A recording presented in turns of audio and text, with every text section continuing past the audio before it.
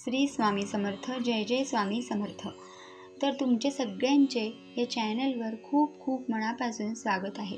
तुमच्या सगळ्यांच्या चांगल्या इच्छा पूर्ण हो ही स्वामींचरणी आणि देवी आईचरणी प्रार्थना करते आणि आजच्या व्हिडिओला सुरुवात करते। तर आज मी कुलदेवीची जी सेवा सांगणार आहे ती खूप उच्च कोटीची अशी सेवा आहे, पण त्याआधी तुम्ही चॅनलला सबस्क्राईब करायला विसरू नका।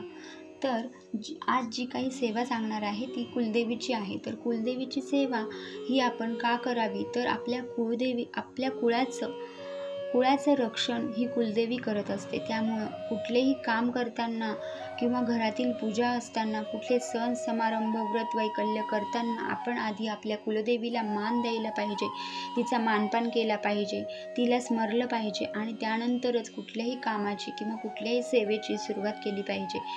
आणि कुलदेवीला प्रसन्न ठेवणे हे खूप महत्त्वाचे असते, कारण आपल्या कुळावर किंवा आपल्या पूर्ण घरावर तिचं लक्ष। तर मी आज तुम्हाला कुलदेवीची जी काही सेवा सांगणार आहे ती पूर्ण वर्षभरात तुम्ही कधीही कोणत्याही महिन्यात मंगळवारी शुक्रवारी ही करू शकता। आणि पौर्णिमेला जर केली तर उत्तम, पौर्णिमेसारखा शुभ दिवस नाही ही सेवा करण्यासाठी।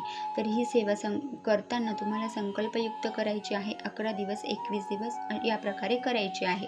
तर त्यासाठी तुम्हाला एक दुकानातून नवीन नारळ आणायचा आहे आणि तो सोलून घ्यायचा आहे।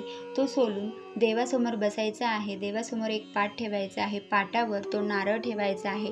नारळाची जी शेंडी असते तो शेंडीचा भाग देवाकडे करायचा आहे आणि त्याच्यावर तुम्हाला कापूर ठेवायचा आहे। तर कापराच्या तुम्हाला 7 वड्या ठेवायच्या आहेत आणि या 7 वड्यांपैकी पहिल्यांदा एक कापराची वडी तुम्हाला नारळावर ठेवायची आहे, ती चालू करायची आहे।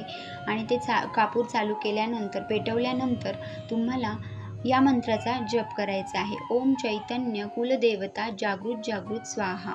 ओम चैतन्य कुलदेवता जागृत जागृत स्वाहा। या मंत्राचा जप तुम्हाला एक कापूर जळत आल्यानंतर दुसरा कापूर ठेवायचा आहे, दुसऱ्यानंतर तिसरा, चौथा असे 7 कापूर पूर्ण जळेपर्यंत अखंड हा जप चालू ठेवायचा आहे। आणि हा जप चालू नंतर तसेच तुम्हाला 11 दिवस 21 दिवस या प्रकारे सेवा करायची आहे। आणि पहिल्या दिवशी जो नारळ आणणार आहे तोच नारळ तुम्हाला 11 दिवस किंवा 21 दिवस तोच नारळ वापरायचा आहे। आणि जर तुम्हाला 11 दिवस 21 दिवस शक्य नाही आहे तर तुम्ही पौर्णिमेच्या दिवशी 1 दिवस तुम्ही ही सेवा करून तुम्ही तो नारळ फोडून त्याचा गोड प्रसाद करू शकता। आणि जर का नारळाला जर तडा गेला तर तो तुम्हाला पाण्यात विसर्जित करायचा आहे। फक्त जर नारळाला तडा गेला तरच तो विसर्जित करायचा आहे, अन्यथा तो तुम्ही फोडून त्याचा गोड प्रसाद करून खाऊ शकता।